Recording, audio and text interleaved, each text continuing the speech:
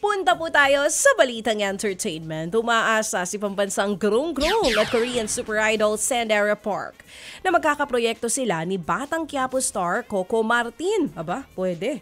Sa pagbisita niya nga po dito sa Pilipinas nitong linggo, nakabonding ni Dara ang ilang Pinoy artist kabilang si Coco. Gusto niya raw maging leading man ang aktor. Maging si Coco gustong makasama si Dara sa isang project. Tanong naman ng ilang fans, magkakaroon na ba ng cameo si Dara sa Batang Quiapo?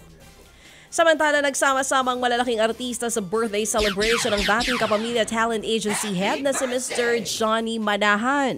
Kinanta nila ang Pure Imagination na paborito ni Mr. M. Present sa pagdiriwang sina Piolo Pascual, Jericho Rosales, Catherine Bernardo, Bea Alonzo, Jake Ejercito at Donnie Pangilinan. Napostpone naman ang Las Vegas residency ni Adele dahil po sa kanyang sakit. Ayon kay Adele, iuurong ang kanyang March show sa Las Vegas. 10 shows ang maaapektuhan nito. Hindi pa rin kasi gumagaling ang singer sa kanyang sakit hanggang sa ngayon. Inaayos na raw nila kung kailan ito ma-reschedule. Nagsimula ang Weekends with Adele sa Las Vegas noong 2022 at matatapos sa Hunyo. Ted Filon at DJ Chacha ngayon nasa Radyo 5 92.3 News FM Monday to Friday 6 to 10 a.m.